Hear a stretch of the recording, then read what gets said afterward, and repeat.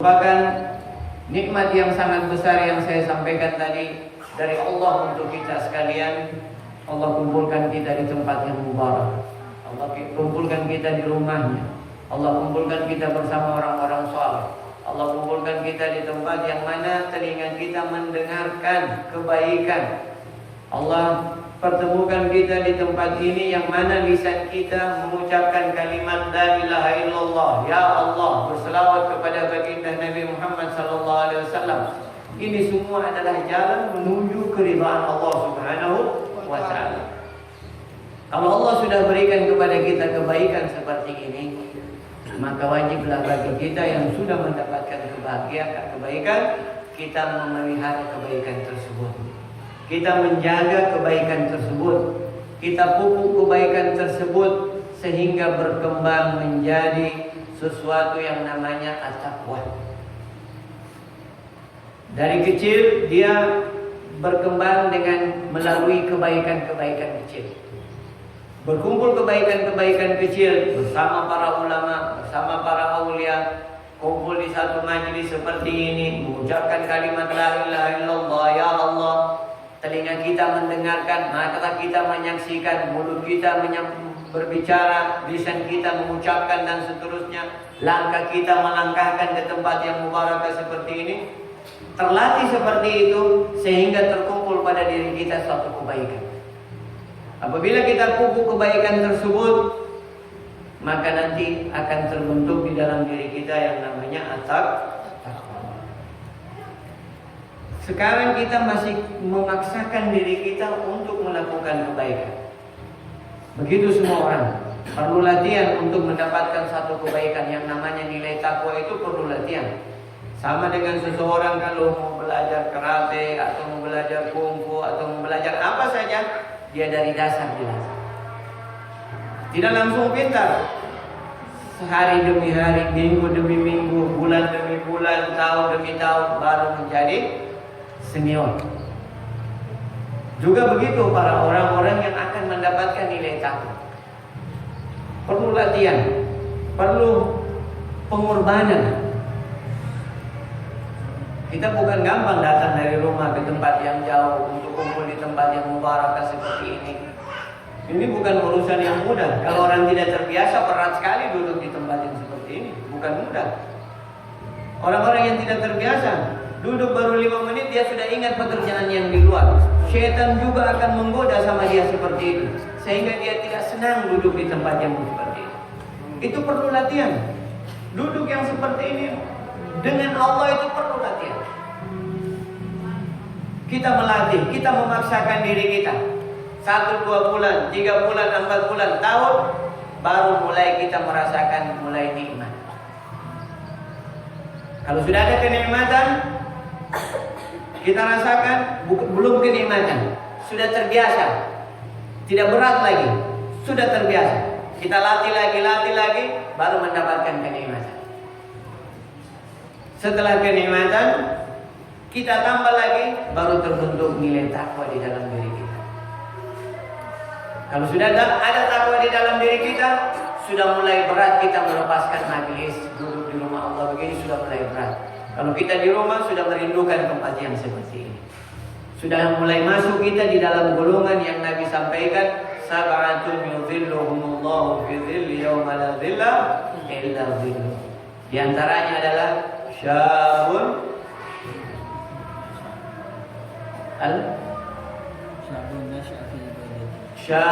alladhi nasha'a fi ibadatillah. Seorang pemuda yang tumbuh dengan ibadah kepada Allah Subhanahu wa taala. Yang berikutnya masuk lagi di dalam skop seperti itu, qalbuhu yata'allaqu bil masajid. Hati yang selalu tergantung kepada masjid. Itu melalui proses tadi. Baru sudah kita masuk dalam golongan yang Nabi sebutkan. Kalau sudah masuk di dalam golongan yang Nabi sebutkan itu, kita sudah termasuk orang-orang yang sudah dimuliakan oleh Allah Subhanahu wa taala. Kita tambah lagi syukur kita kepada Allah. Tambah syukur kita kepada Allah, Allah akan tambahkan kebaikan demi kebaikan dan kebaikan demi kebaikan, sehingga kita sendiri tidak merasa bahwa kita sudah termasuk orang-orang yang sudah diprioritaskan oleh Allah. Yang mana kalau kita punya keluhan sudah didengar oleh Allah Subhanahu wa taala. Dan kita tidak merasakan seperti itu. Kalau orang-orang yang betul-betul sudah dekat sama Allah, dia sudah bisa rasakan. Tapi kadang para wali, ada para wali yang dia tidak kenal bahwa dirinya wali. Wali, tapi dia tidak kenal dirinya wali. Para aulia kenal bahwa dia ini orang wali. Itu masih Allah tutupi sama dia. Ada Allah yang perlihatkan sudah kewalian. Jadi kita akan masuk ke dalam skop yang sudah begitu mulia. Itulah saya katakan untungnya kita sudah dapatkan kebaikan yang begitu besar dari Allah Subhanahu wa taala yang harus kita syukuri. Yang harus kita bersyukur kepada Allah Subhanahu wa taala, pemberian yang sangat besar yang kita belum tahu nilainya sekarang. Kemuliaan yang kita dapatkan apabila kita sudah bertemu sama Allah, baru kita tahu kemuliaan tersebut.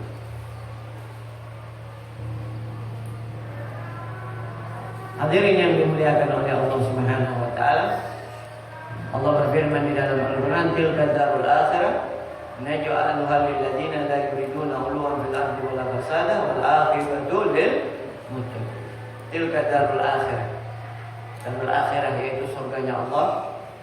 Untuk siapa Allah ciptakan? Naj'aluha lil ladzina la yuriduna 'uluwan fil ardi wala fasada. Allah ciptakan itu untuk orang-orang yang tidak menginginkan di dunia ini kesombongan. La yuriduna 'uluwan fil ardi. Allah tidak ciptakan surga Allah itu untuk orang-orang sombong. Kalau kita sudah dapatkan kemuliaan seperti ini, jangan kita merasa kita lebih daripada orang lain. Jangan kita merasa bahwa kita ini sudah lebih daripada orang lain. Bahkan kita harus merasakan bahwa kita punya orang lain lebih daripada kita. Ini sifat dijaga. Ini sifat kalau kita tidak bertemu seperti ini, kita tidak akan dengarkan ini sifat. Syaitan itu dilaknat oleh Allah dengan sebab kesombongan ini. Syaitan itu ahli ibadah. Syaitan itu termasuk makhluk Allah yang ahli ibadah. Yang dengan kesombongannya Allah mau coba, Allah mau uji ketaatannya syaitan kepada Allah untuk menyembah, untuk sujud kepada Nabi Allah Adam. Tapi dia tidak mau. Ini perintah Allah, aturan dia harus ikut. Karena Allah yang perintahkan, bukan Nabi Adam yang perintahkan. Kalau Nabi Adam yang perintahkan barangkali, tapi ini Allah langsung yang perintahkan. Dia merasa dirinya lebih mulia daripada Nabi Allah. Dan dia merasa dia diciptakan dari sesuatu yang lebih mulia daripada ciptaan Nabi Allah. Sehingga dia tidak mau. Dengan kesombongan ini, Allah laknat dia sampai yaumul qiyamah. Allah tidak akan berikan nat untuk mendapatkan kebaikan. Cuma gara-gara sombong. Bukan urusan besar sebenarnya sombong ini. Dan kita tidak merasa kadang dirinya kita sudah ada kesombongan di dalam hati kita. Dan kita tidak merasa keadaan ini.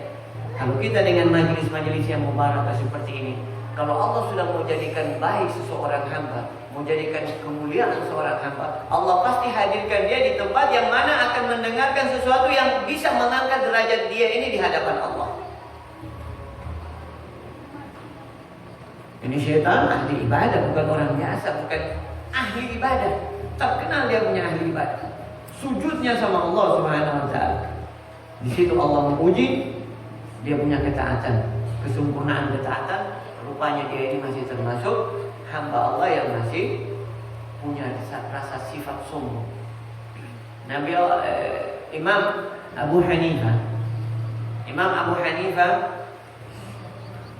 seorang imam madhab, ulama besar, yang mana di saat beliau sakit yang sudah parah, murid-muridnya talqin kepada Al-Imam Abu Hanifah di telinganya.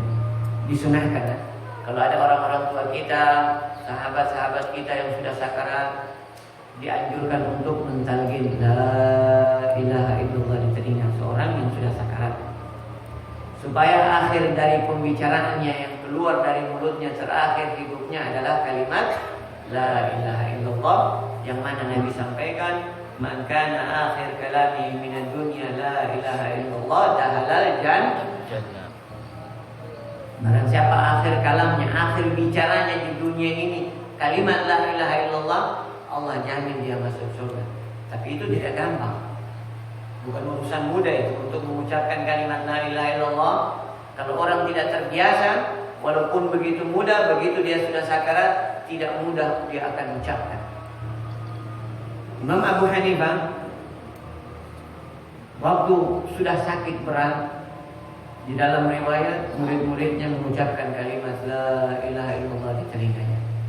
Dan diusahakan orang yang mengucapkan kalimat la ilaha illallah bagi orang-orang yang sakarat adalah orang yang terdekat sama dia. Dari anaknya yang paling dia sayang, itu yang mengucapkan kalimat la ilaha illallah. Jangan orang yang paling dia benci, walaupun ustaz, jangan, karena menimbulkan rasa jengkel sama dia.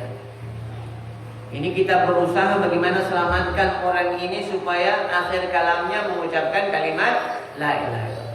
Cari orang yang dekat sama dia dan orang yang paling dia senang untuk ucapkan di telinganya, supaya dia lihat orang yang dia senang dan dia mau mengucapkan. Imam Abu Hanifah waktu diucapkan oleh muridnya yang tersayang la ilaha illallah, Imam Abu Hanifah cuma mengatakan la, tidak, sehingga murid-muridnya bingung. La ilaha illallah, la, tidak. Murid-murid ini semua bingung, ada apa dengan kita yang punya imam ini? Guru besar. Lama-kelamaan kesehatan Imam Abu Hanifah sudah mulai membaik dan alhamdulillah sembuh. Setelah dia masuk mengajar kepada murid-muridnya beberapa lama, murid-muridnya mau menanyakan masalah tersebut. Akhirnya seorang dari murid-muridnya memberanikan diri untuk menanyakan hal tersebut.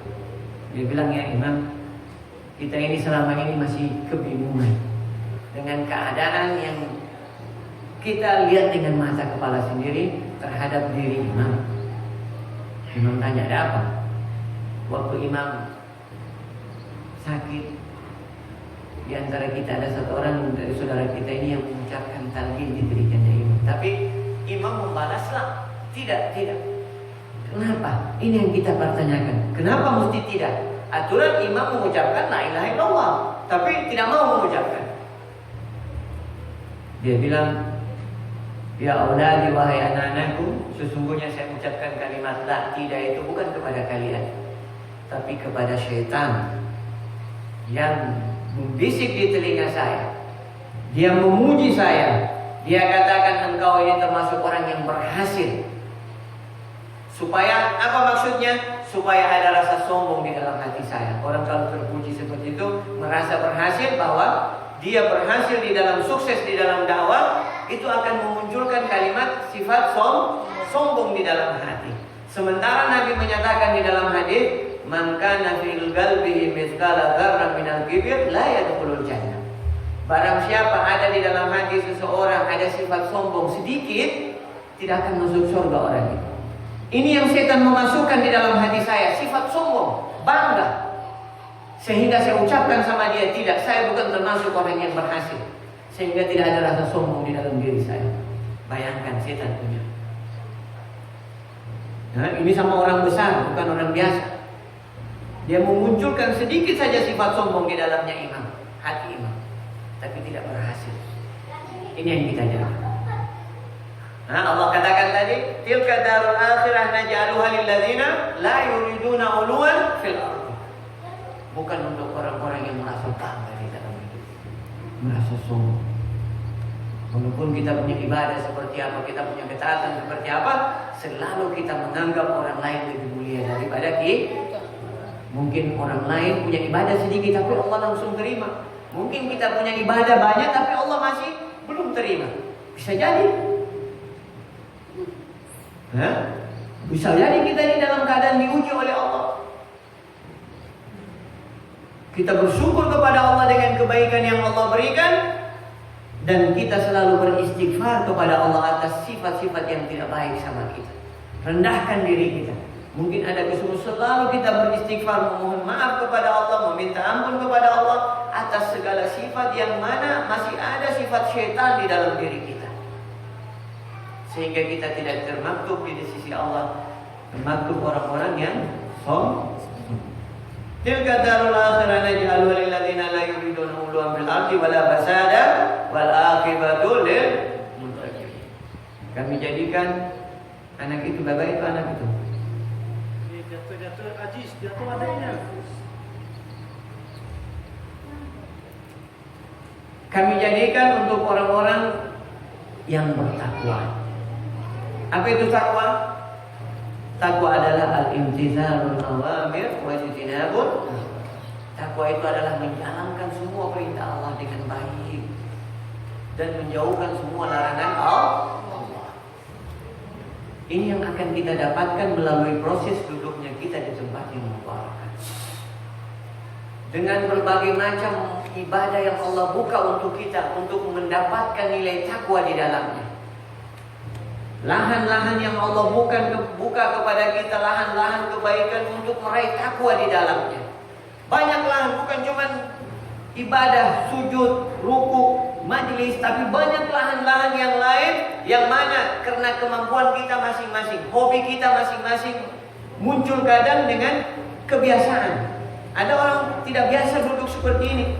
Ada orang tidak biasa salat banyak seperti orang-orang ahli ibadah, tapi dia terbiasa dengan sedekah.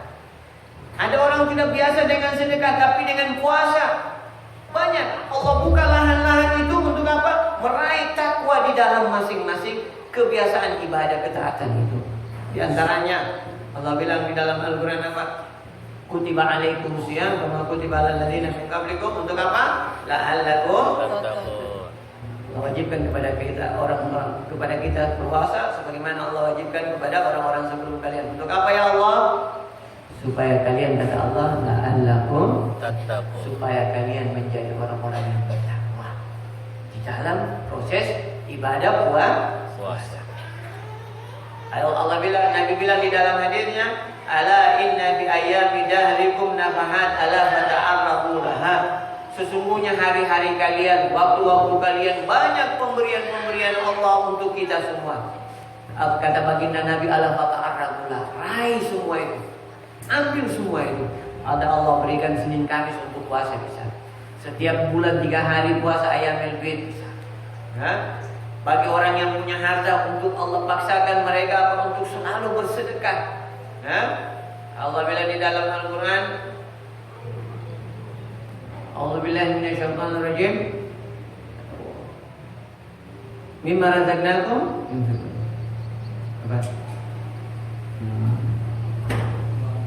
wa anfiqu mimma razaqnakum wa anfiqu mimma razaqnakum min qabli ay ya'tiyakumul wa anfiqu, kata Allah.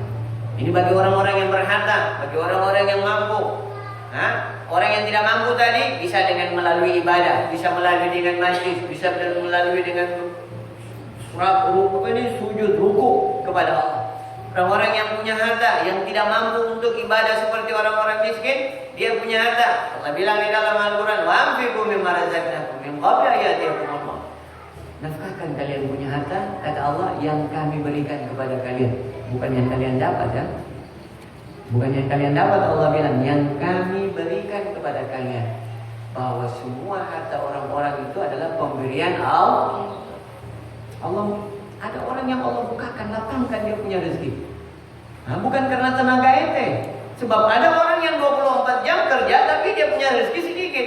Ada orang yang cuma 2-3 jam tapi Allah lapangkan dia punya rezeki. Berarti ini semua pemberian, bukan karena tenaga. Bukan karena kepintaran. Kalau karena kepintaran, bayangkan yang punya bank ahli di Saudi itu orang yang tidak tahu baca tulis.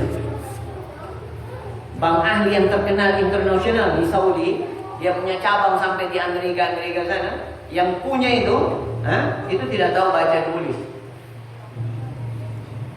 Nah, dia punya cucu ketemu saya waktu di Mesir, cerita tentang dia punya kakek. Tidak tahu baca nulis, tidak tahu. Itu yang punya bank, bukan ilmu berarti. Allah katakan, wa anfiqu mimma razaqnakum. Nafkahkan apa yang kami telah berikan kepada kalian. Mungkin ente bukan ahli ibadah, tapi Allah mau angkat ente punya derajat melalui rezeki yang Allah kasih sama ente. Kalau ente tahu jalankan rezeki ente. Supaya jadi di dalam Al-Quran lain, kalau seandainya orang yang mati itu atau orang yang sudah mati mau dikembalikan lagi, yang orang minta cuma satu, apa? Supaya mereka bisa tasaddaq, bisa bersedekah. Orang tidak. Nah, Allah bilang kalau seandainya mereka bisa dikembalikan lagi, mereka minta supaya dikembalikan lagi, yang mereka minta apa?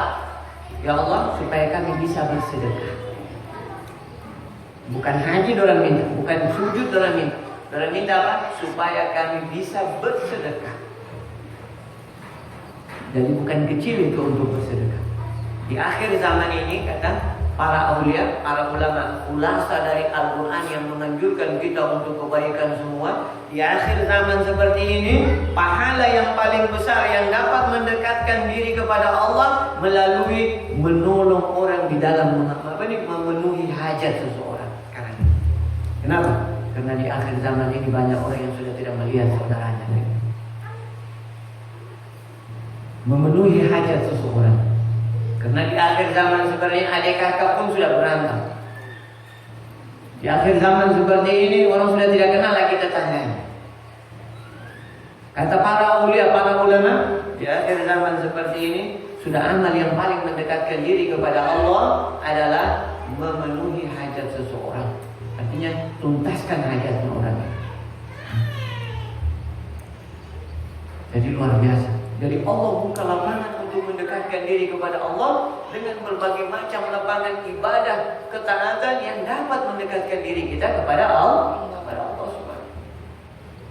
Kalau kita tidak bisa melalui harta, ayo melalui majlis, melalui acara-acara seperti ini. Kalau kita tidak seperti ini, tidak bisa seperti ini, ada ibadah puasa, kita puasa dengan puasa. Kalau kita tidak bisa dengan puasa, ayo dengan memenuhi hajat seseorang walaupun bukan dengan duit. Apa yang kita bisa bantu, dia minta tolong sama kita, kita penuhi hajatnya. Itu termasuk urusan yang sangat luar biasa mulianya di mata Allah. Di mata Allah. Sungguh kita termasuk orang-orang yang bahagia, yang Allah perdengarkan kepada kita banyak kebaikan, sehingga kita bisa jalan di kebaikan tersebut, insya Allah. Hadirin yang dimuliakan oleh Allah Subhanahu wa Ta'ala, acara-acara seperti ini, acara-acara yang mana menghidupkan lagi hati kita, acara-acara yang mengembalikan yang mengembalikan keadaan kita, yang mengembalikan lingkungan kita, yang mengembalikan suasana Islam, yang mendapatkan rahmat, yang dapat menurunkan rahmat Allah Subhanahu wa Ta'ala. Acara seperti ini, kata Habib Abdullah bin Ali Al-Haddad, dalam kitab beliau dinyatakan acara-acara yang seperti inilah yang menurunkan rahmat Allah Subhanahu wa Ta'ala. Apabila di kalangan kita semua sudah mendapatkan rahmat dan kasih sayangnya Allah Subhanahu wa Ta'ala, maka rahmat tersebut Allah akan berikan kepada orang-orang yang belum pernah mendapatkan rahmat dari Allah Subhanahu wa Ta'ala berkat majelis yang mubarakah seperti ini. Jadi kebaikan majelis yang seperti ini bukan kecil, cuman kita tidak dapat melihatnya. Saudara kita yang belum mendapatkan kasih sayang Allah, dengan berkat majelis yang seperti ini Allah berikan mereka kebahagiaan, Allah berikan mereka rahmat kasih sayang, sehingga mereka mau, hati mereka terpanggil untuk mau mendengarkan kebaikan. Kita tidak melihat, tapi Allah taruh di dalam hati mereka, sehingga mereka merindukan kebaikan, sehingga mereka cari kebaikan. Kadang di kampung-kampung, kadang di gunung, kadang di mana, mereka ketemu sama kita, Ustaz, anak ini mau belajar. Dari mana kau dapatkan? Tidak tahu. Keinginan seperti itu datang. Allah berikan hidayah orang yang belum mendapatkan hidayah. Dari mana? Sementara mereka selalu berada di lingkungan orang-orang yang tidak mendapatkan hidayah. Ada seorang ibu penginjil ada sama kita sekarang di pondok. Dia ceritakan dia punya bagaimana dia bisa masuk Islam. Padahal dia di kalangan orang Nasara semua. Dia bilang saya bisa tidak tiba-tiba saya menginginkan kebaikan. Saya rindu sama orang-orang Islam. Dia bilang saya kalau ada sama orang Islam saya tenang, saya punya hati. Saya tanya dari mana dapat itu? Itu semua yang didapatkan oleh mereka berkat majelis-majelis kita seperti ini. Allah berikan mereka hidayah. Allah berikan mereka rasa keinginan untuk mendapatkan kebaikan. Sehingga dia keluar dari kampungnya, dia lari dari kampungnya untuk mencari kebaikan. Bayangkan, kalau dipikir kampungnya semua orang Nagwa, dia penginjil lagi, bukan orang biasa. Baru 3 bulan dia masuk Islam. Wah, suaminya orang Singapura, Cina Singapura suami. Nah ini, yang seperti itu berkat apa? Berkat orang-orang yang baik. Duduknya kita di tempat ini, bukan cuma kita yang dapat kebaikan. Habib Abdullah mengatakan, bukan cuma kita yang dapat kebaikan. Kalau kita sudah dapatkan kebaikan, kebaikan itu Allah bawa di tempat yang mana belum Allah berikan kebaikan, berkat kebaikan yang turun di sini. Di dalam kitabnya Imam Al-Ghazali disebutkan, satu majlis yang diridai oleh Allah seperti ini dapat menutupi dosa 70 majlis yang dilaknat oleh Allah Subhanahu wa taala. 70, bukan 1, 70. Tapi kita tidak merasa seperti itu. Tapi sungguh kebaikan di luar Allah sudah buka melalui kebaikan yang Allah berikan dari tempat ini. Siapa yang katakan? Para aulia ilah. Imam Al-Ghazali di dalam kitab-kitab lain di Habib Abdullah bin Alawi Al-Haddad, para aulia juga melihat seperti itu. Ini satu dapat menutupi 70. Bagaimana kalau 2? Bagaimana kalau 3? Bagaimana kalau 10? Memancar itu kebaikan di Palu ini melalui majelis-majelis yang baik. Kalau sudah terpancar kebaikan itu, sudah makin mengecil kejahatan yang kita akan lihat di Palu. Jadi itulah usaha kita sebagai seorang muslim. Kita harus kita harus mampu untuk menghadirkan diri kita di acara-acara majelis yang mubarakah seperti ini, acara-acara zikiran, acara-acara yang mengumpulkan umat untuk mendekatkan diri kepada Allah Subhanahu wa taala. Di dalam sebuah hadis Nabi bilang, al-ijtima rahmah. Perkumpulan umatku di suatu majelis menurunkan rahmat kasih sayang Allah Subhanahu wa taala. Di majelis seperti ini kita tadi mendengarkan selawat kepada baginda Nabi Muhammad. Nama Nabi Muhammad, nama orang-orang saleh. Imam Al-Ghazali kita sebutkan namanya. Imam Habib Abdullah bin Ali Al-Haddad namanya. Kata para aulia, dzikrus shalihin, menyebutkan nama orang-orang yang dekat kepada Allah, tanzilu rahman, menurunkan rahmat kasih sayang Allah. Kenapa? Karena nama-nama mereka sudah dikenal oleh Allah, dikenal oleh para malaikat, sehingga malaikat tidak canggung lagi untuk selalu mendengarkan nama mereka. Rahmat Allah diturunkan berkat nama mereka. Masih menyebutkan nama orang saleh saja Allah sudah turunkan rahmat. Bagaimana kalau kita melakukan pekerjaan mereka? Jadi sumber rahmat Allah ini berada sama mereka. Sudah itu menziarahi kubur orang-orang saleh itu, paling sedikit kita dapat ziarah sama mereka adalah doa kita mustajab. Coba, kata para aulia, paling sedikit kita menziarahi kubur orang saleh, paling sedikit yang kita dapatkan doa kita mustajab. Itu yang paling kita dapat. Paling kecil itu yang kita dapat. Bagaimana yang lain? Kenapa? Karena mereka sumber rahmat kasih sayang Allah sama mereka. Jadi hubungan kita dengan orang yang sudah meninggal tidak putus. Kalau putus Nabi tidak nyatakan di dalam hadis. Nabi bilang apa? Zuril kubur. Di antaranya zuril kubur fa innaha tudzakirukumul akhir. Nabi bilang ziarah kubur. Sesungguhnya menziarahi kubur mengingatkan kalian kepada akhirat kalian. Kalau kita sudah di depan kubur, kita akan mengingat bahwa kita akan seperti ini. Kalau kita sudah mengingat mati, apa Nabi bilang? Afiru dzikru hadimul ladzat. Perbanyak mengingat yang menghancurkan kelezatan, yaitu kematian. Perbanyak mengingat mati. Bagaimana kita diantaranya mengingat mati itu adalah ziarah kubur. kubur sesuai yang Nabi nyatakan tadi. Rasulullah SAW makhluk yang paling mulia dari semua makhluk yang pernah Allah munculkan di muka bumi. Nabi Muhammad SAW, nabinya kita. Setiap malam Sabtu Nabi ziarah kubur sahabat-sahabatnya di Baqi. Setiap malam Sabtu Nabi ziarah di sana. Sayyidah Aisyah sampai satu malam datang cari Rasulullah, di mana Rasulullah tidak ada. Sehingga timbul cemburunya Sayyidah Aisyah satu malam. Jangan-jangan dia pergi di rumah istrinya yang lain. Udah hari ini giliran saya. Sampai dia cari-cari di mana. Ketemu sama baginda Nabi, ya Rasulullah dari mana? Dia bilang habis ziarah kubur sahabat-sahabat di Baqi. Sallallahu alaihi wasallam. Ini Nabi ziarah kubur. Bagaimana dengan kita?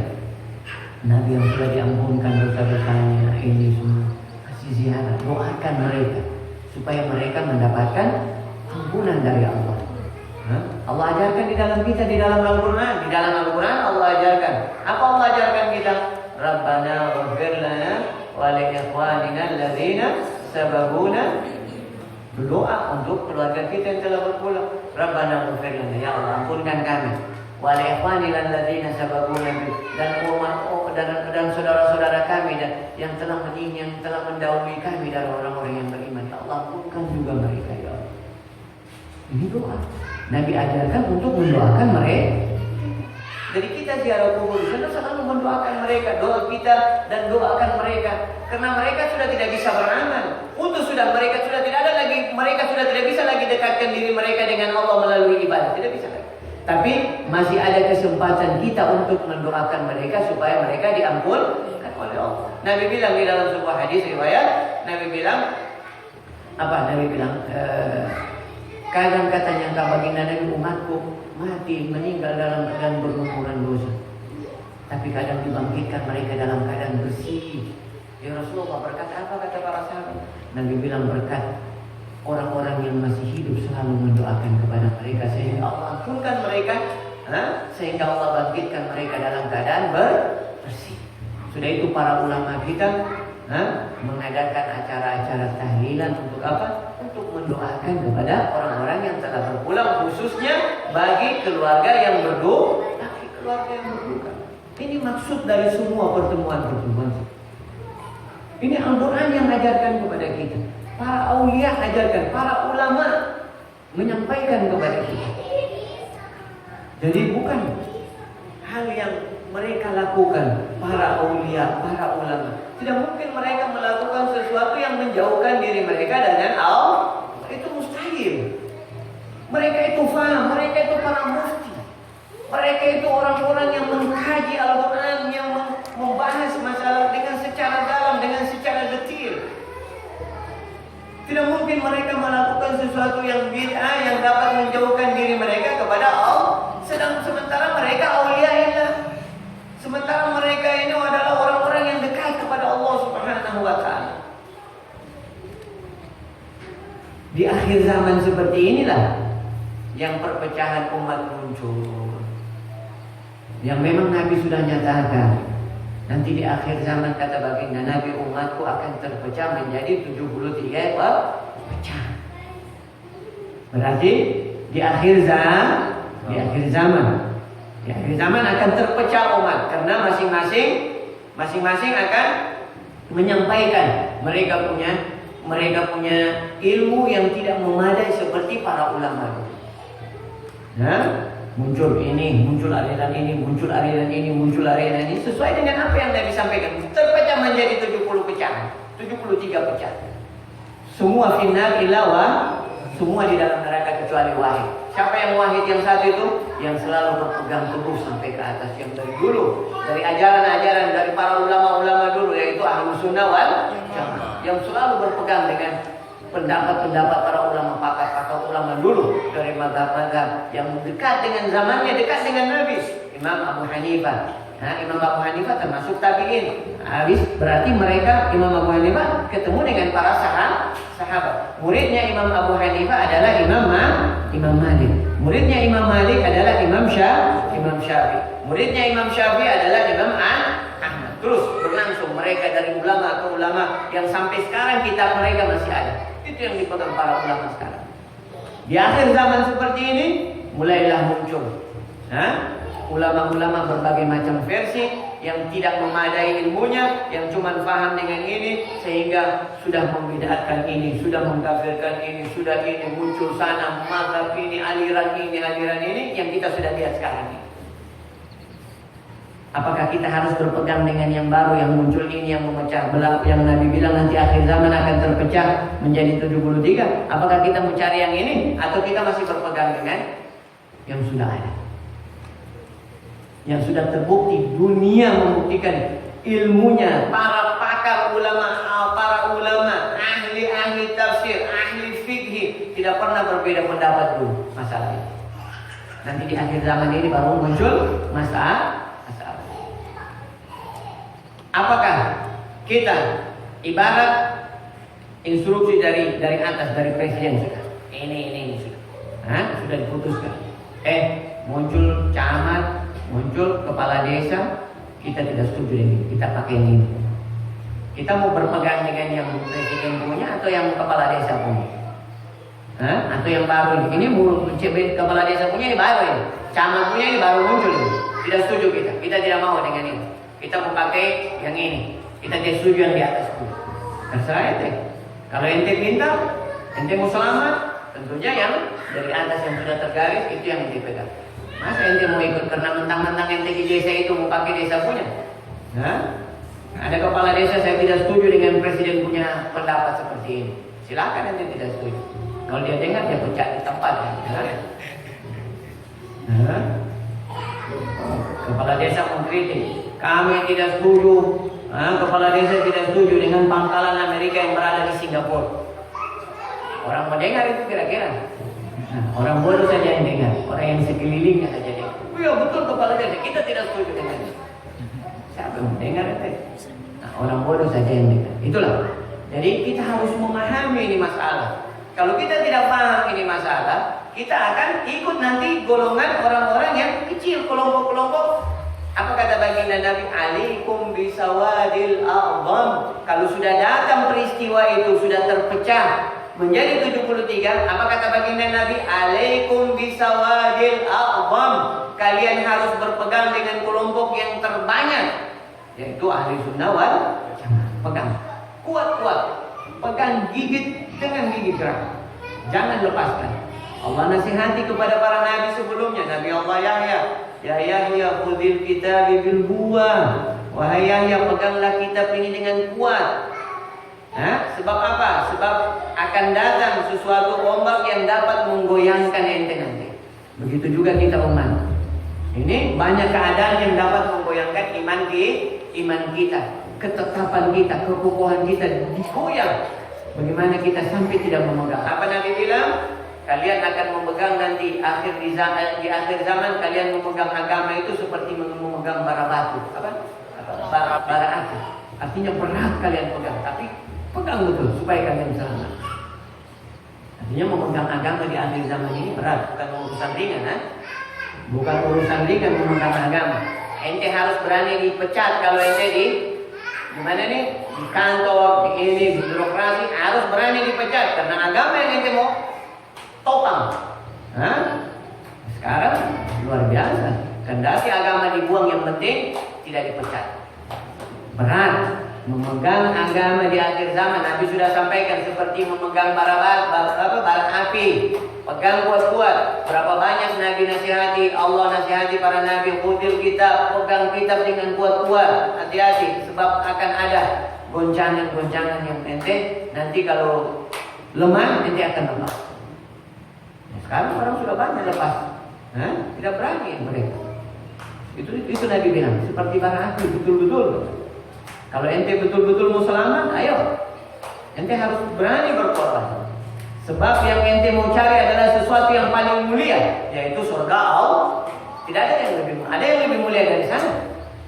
Ada yang lebih daripada kemuliaan yang Allah sediakan untuk para nabinya, para aulianya, para ulamanya di akhir nanti. Ada yang lebih mulia daripada itu? Tidak ada. Kalau ente tahu itu yang lebih mulia, ente harus berkorban. Apa saja yang dapat menghalang ente untuk mendekatkan diri kepada Allah, ente harus lepas. Kalau ente merasa sana lebih mulia daripada apa yang ente miliki.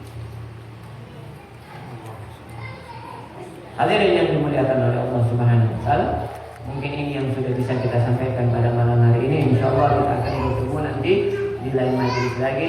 Mudah-mudahan kita dalam keadaan sehat walafiat, dalam keadaan iman dan takwa yang kuat. Insyaallah Allah tambahkan kebaikan kepada kita. Insyaallah Allah kuatkan hati kita, iman dan takwa kita, sehingga kita dapat bertemu dengan Allah Subhanahu wa taala dalam keadaan beriman dan bertakwa dengan kalimat la ilaha illallah mutahajjidina bima'aniha birahmatika ya arhamar rahimin ya akramal akramin.